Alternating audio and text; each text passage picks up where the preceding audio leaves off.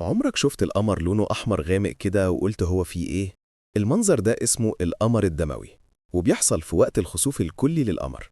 الظاهرة دي بتحصل لما الأرض تكون بين الشمس والقمر في خط واحد تماما، وساعتها ظل الأرض بيغطي القمر كله، فالمفروض القمر يختفي. بس اللي بيحصل العكس، بيظهر بلون أحمر غامق أو نحاسي. السبب؟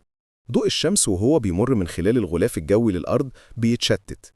الألوان الزرقاء والبنفسجية بتتبعتر بسبب الموجات القصيرة، لكن اللون الأحمر بموجاته الطويلة بيكمل طريقه وبيوصل لسطح القمر بعد ما ينكسر في الغلاف الجوي، فيرجع ينعكس علينا باللون الأحمر الجميل. يعني اللي بنشوفه ده مش ضوء من القمر نفسه، ده ضوء شمس متفلتر من خلال غلاف الأرض. ومن المثير كمان إن درجة الحمرة بتختلف من خسوف للتاني على حسب كمية الغبار والبراكين في الغلاف الجوي وقتها.